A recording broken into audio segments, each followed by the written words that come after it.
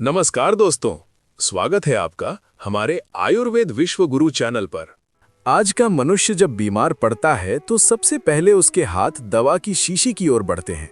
उसे पूरा विश्वास होता है कि बीमारी बाहर से आई है और बाहर की गोली से ही जाएगी।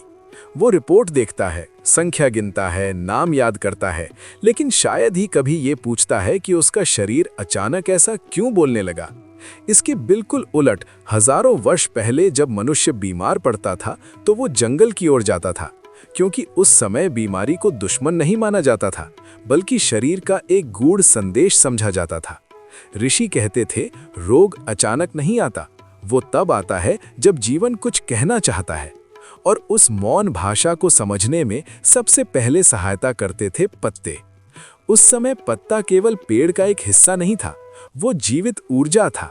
वो हर सुबह सूर्य की पहली किरणों को अपने भीतर समेटता था, हर शाम हवा के साथ संवाद करता था, हर बारिश में पानी से जीवन सीखता था और हर क्षण धरती से जुड़कर स्थिरता पाता था। इसलिए ऋषियों के लिए हर पत्ता पंच महाभूतों का सजीव रूप था। वे कहा करते थे, जिस पत्ते ने 5 तत्वों को संतुलन में धारण कर लिया, वही मनुष्य के शरीर के दोषों को भी संतुलित कर सकता है। आज हम जिन पत्तों को सूखा हुआ समझकर पैरों से कुचल देते हैं, वही पत्ते कभी जीवन बचाया करते थे। तुलसी का पत्ता केवल खांसी या जुकाम की औषधि नहीं था, वो मन की बेचैनी और भय को भी शांत करता था। नीम का पत्ता सिर्फ रक्त शुद्ध नहीं करता था, वो भीतर जमा हुआ क्रोध, जलन और अधीरता को भी ठंडा करता था। पीपल का पत्ता केवल श्वास को नहीं सुधारता था, वो टूटे हुए मन को सहारा देता था। हर पत्ता शरीर से पहले मन को छूता था। ऋषि पत्ते कभी तोड़ते नहीं थे, वे पहले वृक्ष के पास बैठते, मौन रखते और भीतर से अनुमति मांगते थे। कहते थे, मैं तुम्हें नहीं तोड़ रहा, मैं तुम्हारे अनुभव को ग्रहण कर रहा हूं। क्योंकि वे जानते थे कि जिस औषधि में कृतज्ञता नहीं होती, वो शरीर में जाकर भी संघर्ष पैदा करती है, और जिस औषधि में सम्मान होता है, वो बिना लड़े उपचार कर देती है। एक प्राचीन कथा कही जाती है। एक छोटे से गांव में एक बालक जन्म से ही दुर्बल था। शरीर में बल नहीं, आंखों में चमक नहीं, और मां के हृदय में हर पल एक अनजाना डर।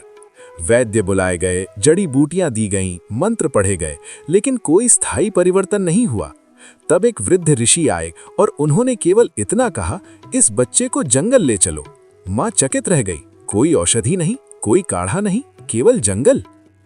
ऋषि बच्चे को एक पीपल और नीम के बीच बिठाते हैं, उसके हाथ में कुछ ताजे पत्ते रखते हैं और कहते हैं, इन्हें खाना नहीं है, बस महसूस करना है। बच्चा पत्तों को छूता है, हवा चलती है, पत्ते हिलते हैं, और उसी क्षण शरीर और प्रकृति के बीच एक मौन संवाद शुरू हो जाता है। धीरे धीरे बच्चे की सांसें गहरी होने लगती हैं।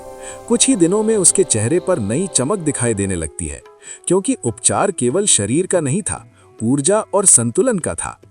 आज का विज्ञान कहता है बीमारी बैक्टीरिया से होती है, आयुर्वेद कहता है बीमारी असंतुलन से होती है, और ये असंतुलन सबसे पहले प्रकृति से दूरी के कारण पैदा होता है। जब मनुष्य धरती से कट जाता है, तब उसका शरीर भी भीतर से टूटने लगता है। पत्ते चिकित्सा उसी टूटे हुए संबंध को फिर से जोड़ने की प्रक्रिया थी। पत्ते चिकित्सा केवल औषधि नहीं थी, वो जीवन जीने की एक पद्धति थी। ऋषि कहते थे, जो व्यक्ति रोज पत्तों के बीच समय बिताता है, उसके भीतर रोग टिक नहीं सकता। इसलिए आश्रम जंगलों में होते थे, इसलिए चिकित्सा कक्ष नहीं, वृक्षों की छाया होती थी। वहां रोग को दबाया नहीं जाता था, उसे समझा जाता था। आज हमारे पास अस्पताल हैं, मशीनें हैं, रिपोर्ट्स हैं, लेकिन मन में शांति नहीं है। उस समय रिपोर्ट्स नहीं थी, लेकिन रोगी के चेहरे पर भरोसा था। आज इलाज तेज है, लेकिन अधूरा है। तब इलाज धीमा था, लेकिन स्थायी था। फर्क औषधि का नहीं था, दृष्टि का था। ऋषि जानते थे कि पत्तों में केवल रसायन नहीं होते, उनमें स्मृति भी होती है। स्मृति संतुलन की, सहनशीलता की और समय के साथ ढलने की। जब मनुष्य उस स्मृति से जुड़ता है, तब शरीर स्वयं को ठीक करना शुरू कर देता है। आज हम पूछते हैं, क्या एक पत्ता सच में बीमारी ठीक कर सकता है? ऋषि उत्तर देते, नहीं, लेकिन वो तुम्हें खुद को ठीक करना सिखा सकता है। यही आयुर्वेद का सबसे बड़ा रहस्य था। दवा बाहर से नहीं आती थी, वो भीतर से जागती थी। पत्ता केवल माध्यम था। और शायद इसी कारण हमारे पूर्वज कहते थे, जब जीवन शैली बिगड़ती है तो दवाइयाँ बढ़ती हैं, और जब जीवन शैली सुधरती है तो पत्ते भी औषधि बन जाते हैं। आज अगर हम फिर से पत्तों को सम्मान देना सीख लें, प्रकृति से संवाद करना सीख लें, तो शायद हमें कम अस्पतालों और अधिक वृक्षों की आवश्यकता होगी।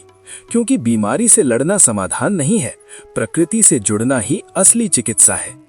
पूर्वज अंधविश्वासी नहीं थे, हम आधुनिक होकर प्रकृति को भूल गए। आपको ये जानकारी ज्ञानवर्धक लगी हो तो वीडियो को लाइक, शेयर, सब्सक्राइब और हाइप करना ना भूलें। धन्यवाद।